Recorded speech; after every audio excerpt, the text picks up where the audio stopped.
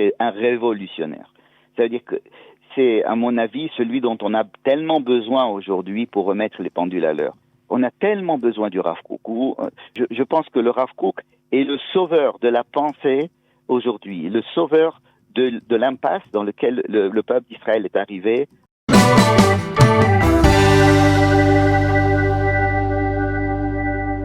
Docteur Michel Bensoussan, bonjour, Boker Tov.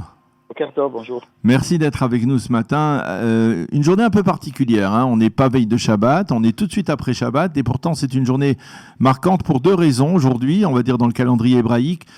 C'est d'abord, on va dire, ce matin, les Sfardim ont pu déjà le remarquer, c'est le début des Slichot, la première journée de ces Slichot qui nous projetait vers Rosh Hashanah et vers Kippour en particulier. Et puis aussi, nous sommes le 3 Elul, comme je le disais au début de cette heure d'actualité, nous sommes le 3 Elul et le 3 Elul, c'est la Haskara, la Iloula du Rav Kook, du Rav Avraham Yitzhak HaKohen Kook. Et je voudrais que nous parlions du Rav Kook, nous commencions à parler du Rav Kook dont on marque aujourd'hui le 85e anniversaire de la disparition. Incontestablement, c'est une personnalité dans le monde juif, dans le monde rabbinique qui marque encore aujourd'hui, on va dire, de son empreinte l'État d'Israël. Comment expliquer, on va dire, cette empreinte aussi puissante du Rav Kook? Je pense que, en fait, son empreinte n'a pas encore été à la hauteur de ce qu'elle devrait être. Mais vous avez raison de dire qu'elle a déjà été assez importante. Écoutez, je pense, à mon humble avis, le Rav Kook est l'un des premiers à avoir compris qu'il fallait faire un grand switch dans notre manière de vivre notre judaïsme, le judaïsme que nous avons vécu pendant 2000 ans et qui nous nourrit, et de revenir à un judaïsme beaucoup plus naturel, beaucoup plus apaisé, je dirais, dans le sens de cette dichotomie qu'on a réussi à faire entre le monde Triloni et le monde dati, entre le monde religieux. J'insiste sur le mot religieux comme ça, mais c'est un terme comme ça que j'aime bien parce qu'il dénigre, si vous voulez, un petit peu cet aspect du judaïsme, et de faire de la religion comme tous les peuples font de la religion, et revenir sur une manière de vivre, un judaïsme beaucoup plus naturel, beaucoup plus apaisé, comme j'ai dit, où toutes les parties du peuple ont une place importante.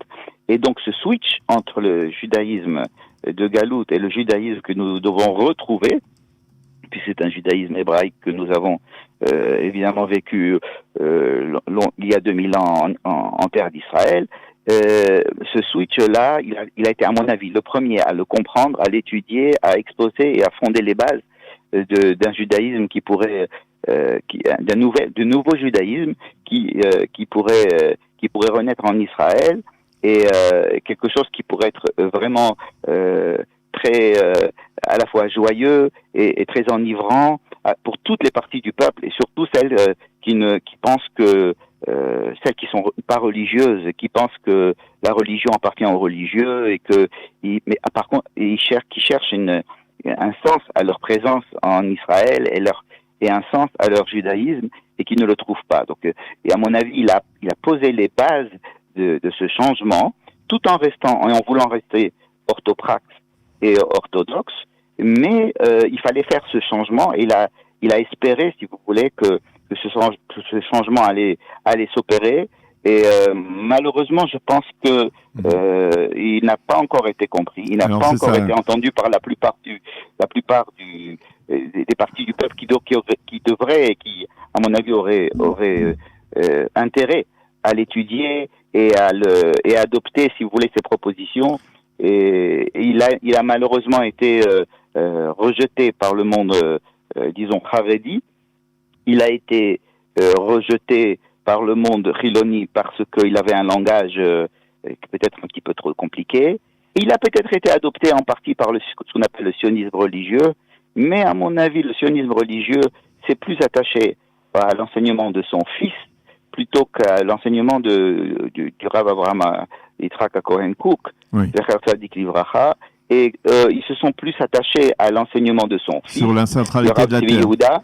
Et oui, et ils ont, il y a une grande différence entre le père et le fils. À mon humble avis, il y a une très grande différence, peut-être même une plus grande différence qu'il y a entre Abraham Avinu et Yitzhak Avinu. Et on sait, quand on parle du Rav Kook, d'ailleurs, on parle du Rav Kook et on ne sait pas de quel Rav Kook on parle. Et comme c'est son fils qui a été le porteur de ses écrits, le porteur de sa parole, et c'est lui qui a été le responsable de la diffusion des écrits de son père, donc il a pu mettre l'accent sur ce qu'il voulait, même des fois cacher certains textes, ne pas les publier. Et donc il y a, si vous voulez, une petite confusion. Quand on parle du Rav Kook, on pense au Rav Kook fils aujourd'hui, alors que c'est au Rav Kook père que je parle. Alors, le Rav Kook père a déjà fait montre de don d'une sorte de clairvoyance par rapport aux démarches ou on va dire au déroulement de ce qui allait se produire dans le peuple juif, puisqu'il est décédé donc en 1935, donc 13 ans avant la création de l'État d'Israël. Il avait déjà vu la création de l'État d'Israël et il avait envisagé cette vie sur la terre d'Israël, donc avec les changements qu'il fallait y apporter. Mais et qu'est-ce qu'il aurait dit aujourd'hui ici de l'État d'Israël tel qu'on le voit aujourd'hui? Est-ce qu'on l'aurait trouvé aussi, c'est-à-dire est-ce qu'on l'aurait trouvé adhérer à un parti politique, ou alors le Rav Kook aurait été un homme de consensus, de recherche de dialogue, de pont entre les différentes composantes de cette société israélienne qui sont si divisées, clivées? Écoutez, je suis déjà assez gêné de parler du Rav Kook. Déjà, qui suis-je pour parler du Rav Kook? Mais alors en plus, essayez d'imaginer ce qu'il aurait pu dire aujourd'hui. Alors là, c'est vraiment. Non, mais est-ce que, c'est-à-dire par exemple son approche, on va dire son approche très, on va dire de conciliante, généreuse, on va dire envers les pionniers du sionisme moderne, ceux qui n'étaient pas du tout pratiquants.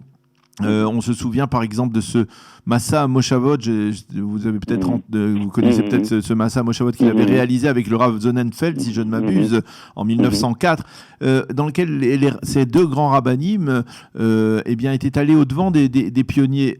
Est-ce qu'aujourd'hui, il y aurait eu la même démarche, ou est-ce que l'approche que le Rav Kook avait du monde laïque, ou du monde de ses pionniers, elle ne correspond pas à celle que l'on a aujourd'hui du monde laïque? Sûrement. D'abord, il y a une grande différence entre d'abord le monde, comme vous dites, laïque de l'époque et le monde laïque d'aujourd'hui. Oui. Il était utopiste, si vous voulez. Mais comme tous les grands prophètes, à mon avis, leur utopie, à un moment donné, arrive à se réaliser au moins en partie. Il y a un problème il y a deux problèmes avec que je ressens moi en étudiant le Rav Kook. Le premier problème, c'est que il a beaucoup écrit. Il a beaucoup écrit. Et quand on écrit beaucoup sur plusieurs années à différentes périodes de la vie, on peut des fois se contredire. Et comme il avait peur de fâcher, si vous voulez, Haredim, il avait peur de dire des choses qui allaient le bannir pratiquement de la société religieuse. Et il avait peur. Alors il essayait de ménager la chèvre et le chou. Et donc il écrivait beaucoup et il pouvait même se contredire des fois. Et il faut essayer toujours d'essayer de comprendre qu'est-ce qu'il voulait dire et qu'est-ce qu'il n'a pas pu dire parce qu'il avait peur de le dire, etc. Deuxième problème, c'est que son style est extrêmement ardu. Oui. Une phrase peut des fois faire un paragraphe entier. Des fois même une phrase peut faire une demi-page.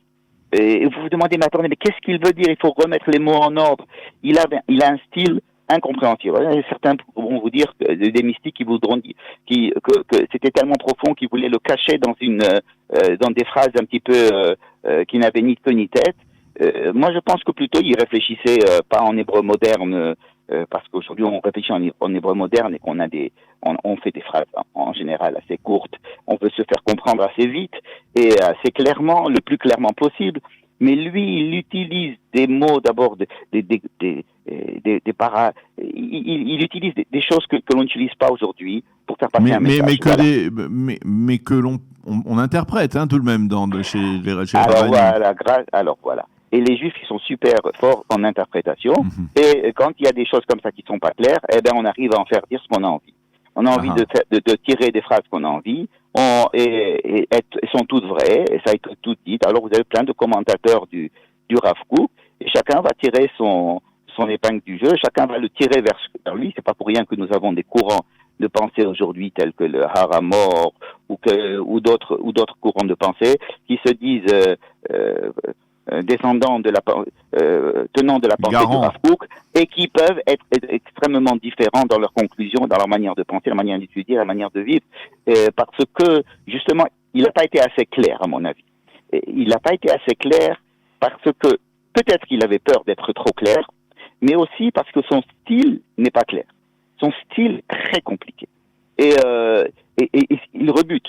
Quand vous voulez l'étudier, vous vous dites, voilà, mais c'est fatigant qu'à lire une phrase. Vous vous dites, attendez, où est le point? Où est le début de la phrase? Où est la fin de la phrase? Qu'est-ce qu'il a? Où c'est? C'est-à-dire, simplement pour essayer de faire de la compréhension de texte, mais le plus simple possible, ça peut demander plein de temps. Et donc, c'est dommage. Peut-être qu'un jour, on arrivera à le traduire de façon plus claire, et alors il sera peut-être abordable, parce qu'il a beaucoup intérêt à être abordable. Il a plein d'intérêt à être abordable, surtout aujourd'hui. Mais il a été, vous le reconnaissez, ça a été dans son domaine un précurseur. Ça a été celui qui a, d'une certaine manière, tracé une voie pour le monde juif après 2000 ans d'exil. C'est le révolutionnaire. C'est un révolutionnaire. C'est-à-dire que c'est, à mon avis, celui dont on a tellement besoin aujourd'hui pour remettre les pendules à l'heure. Parce que on a tellement besoin du Rav Kook. Je pense que le Rav Kook est le sauveur de la pensée aujourd'hui, le sauveur de l'impasse dans laquelle le peuple d'Israël est arrivé, en Eretz Israël surtout. C'est-à-dire qu'aujourd'hui, on est arrivé dans une impasse de sens où des tenants du judaïsme archaïque de la Galoute, qui ne tiennent pas compte de la création d'Israël, continuent à crier très fort. De l'autre côté, des gens qui, voyant ces gens crier, sont éloignés du judaïsme. Et nous avons là un fossé qui s'est creusé, alors qu'il y a tellement de besoin de trouver un sens à notre existence, un sens à notre action, un sens au judaïsme, redonner du sens à tout cela, alors que toutes les cartes ont été changées. Nous avons une nouvelle donne. La nouvelle donne, c'est que nous sommes revenus sur notre terre et qu'il y a une nouvelle situation et qu'on ne peut plus penser dans les mêmes termes qu'on pensait il y a 500 ou 1000 ans ou 2000 ans. Il faut essayer de revenir à quelque chose de beaucoup plus naturel, et il a mis les bases. Il a créé ces bases-là. À chaque fois que je l'étudie, je vois combien il a été visionnaire. Le problème, c'est qu'il faut maintenant le traduire, et le traduire d'abord en hébreu, c'est-à-dire en hébreu facile, compréhensible, des choses qui ne soient pas trop compliquées, ne pas essayer de compliquer déjà le compliqué. Il y a des gens qui donnent des cours sur le Rav Kook qui sont encore plus compliqués que le texte. Alors, ça arrange pas les choses. Il faudrait se débarrasser de toutes les complications et littéraires et dire les choses de façon simple. Et alors, ça pourrait attirer énormément de gens qui cherchent et qui vont aller en Inde chercher du sens, qui vont aller au Pérou pour chercher du sens, qui vont aller en Allemagne pour chercher du sens. Alors que le sens est à trouver ici. Et lui, il n'a pas été un précurseur, c'est un vrai révolutionnaire c'est un prophète. C'est un prophète dans le sens où il a compris des choses qui étaient essentielles pour la nouvelle génération. Mais malheureusement, il est incompris, il est très difficile à comprendre à cause de ce langage qu'il a utilisé dans ses livres. Encore une fois, je ne sais pas si c'est intentionnellement. Je le pense pas, parce que je pense qu'il était tellement désireux qu'on le comprenne et qu'on comprenne ce qu'il voulait dire que s'il avait trouvé un moyen de le dire de plus facilement, il l'aurait fait. Mais il le fait avec des mots tout simplement parce que chaque mot a 3 ou 4 superlatifs et si vous voulez un Israélien, un Tsabré, il a besoin qu'on lui dise les choses concrètement. Et lui, peut-être qu'il avait peur de les dire concrètement parce qu'il avait peur de choquer, mais en tous les cas, il s'attendait à ce qu'on prenne son message de façon totalement différente de la manière dont on l'a pris. Il a été très déçu du fait de ne pas avoir atteint au moins une partie de ses objectifs. Mais si vous voulez, à nous, ses successeurs, les gens qui vivent maintenant encore en Israël et qui avons la chance d'avoir ces textes-là, et de plus en plus de textes, et de plus en plus on découvre des textes qu'il a été écrits, qui ont été cachés, qui sont maintenant publiés, etc.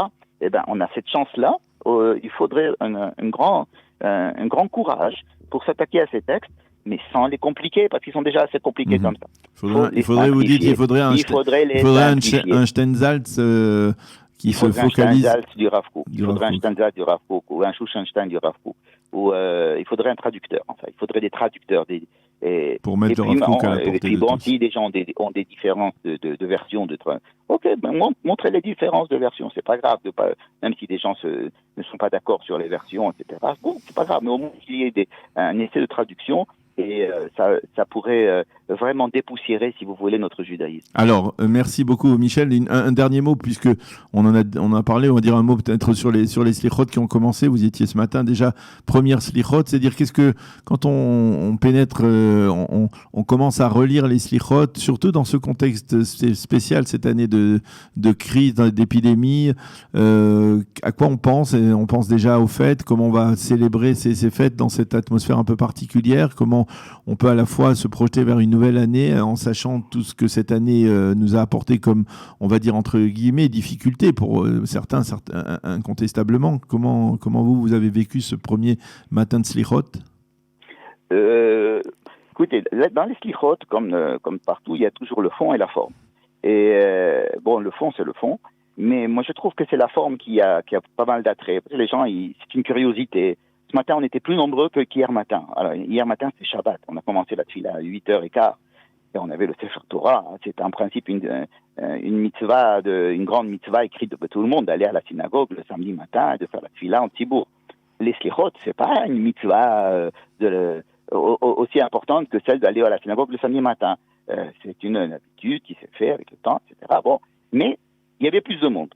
Comment expliquer le fait qu'il y ait plus de monde et que les gens sont venus le premier jour? Parce qu'il y a comme ça un folklore, il y a quelque chose, se lever au milieu de la nuit, participer à quelque chose qui est un petit peu hors norme, reprendre des airs qu'on a oubliés depuis l'année dernière, refaire, si tu veux, c'est une chavaya, comme on dit, une expérience comme ça. Et pourquoi est-ce que les jeunes vont au slichot? Il y a des circuits de slichot, des classes entières qui vont à Boucharim, voir les slichot. Qu'est-ce qu'il y a dans ces slichot qui est tellement... En quoi c'est une curiosité, si vous voulez, parce que c'est à une heure pas normale, et parce qu'il y a des champagnes, et puis c'est le chauffard qui peut attirer certaines personnes. Bon, alors tout ça, ça fait, si vous voulez, c'est la forme qui, à mon avis, attire beaucoup plus que le fond dans les slichot. Maintenant, vous avez posé la question de savoir comment est-ce qu'on allait s'organiser pour Rosh Hashanah et Kippour. Je vais vous dire, j'en sais rien. Et j'attends de voir la veille de Rosh Hashanah et Kippour quelles seront les recommandations. Est-ce que ça sera un séguer? Il y aura un séguer? Pas de séguer. On aura le droit de prier à 10, à 20, à 30, à 5. Allez savoir ce qu'ils vont nous demander de faire. Et alors, en fonction de ça, on va faire. Aujourd'hui, je peux vous dire ce qu'on fait aujourd'hui dans notre synagogue. La communauté de Misgab Ladar. Misgab Ladar, on est 20 à l'intérieur et on peut être 30 à l'extérieur. Alors, l'extérieur, c'est-à-dire de l'autre côté des fenêtres. Alors, on met la teva juste à côté de la fenêtre. Le chazan, il se met juste à côté de la fenêtre et on choisit un chazan qui a une voix puissante pour que les gens de l'intérieur et de l'extérieur puissent l'entendre en même temps et qu'on fasse une prière à l'unisson. Je vous dirais que beaucoup de gens préfèrent être à l'extérieur et il me semble qu'ils vont avoir du mal à revenir à l'intérieur parce que l'extérieur, il y a d'abord un air frais, il y a de l'ombre, on peut venir à l'heure qu'on veut, personne ne vous dit rien. On peut se lever, on peut repartir, on peut même des fois discuter sans trop déranger ce qui se passe à l'intérieur. Il y a quand même une liberté qui se passe dans la prière de l'extérieur. J'ai l'impression que beaucoup de gens commencent un petit peu à... Ça, on aura l'occasion d'en reparler, oui, de reparler de cette filote de l'extérieur. Vous savez, j'ai entendu une jolie phrase, il y a quand les Juifs qui ont quitté, après la destruction du temple, tout le monde a pleuré d'être obligé de quitter Israël, de quitter le temple et de partir en galoute. Puis une fois dans la galoute, on s'est dit, c'est pas si mal que ça. Et puis on s'est habitué à la galoute et on a même du mal de revenir de la galoute à Israël quand c'est possible. Et j'ai peur que ça fasse la même chose avec les synagogues. Tout le monde a quitté la synagogue en disant, oh là là, on est obligé de prier à l'extérieur. Puis maintenant, les gens ont pris goût. Alors je ne sais pas du tout comment ça va se passer à Rosh Hashanah et Kippour. Je pense qu'il y aura pas mal de petits minyanim. Il n'y aura pas des grands minyanim, mais des petits minyanim. Eh bien, Michel Benson, merci beaucoup pour cet éclairage sur la pensée du Rav Kook, sur l'impact du Rav Kook en particulier dans la société israélienne aujourd'hui et sur votre impression cette première matinée des Slichot. Merci d'avoir été avec nous. Shavua Tov, Chodesh Tov, et à bientôt. Merci.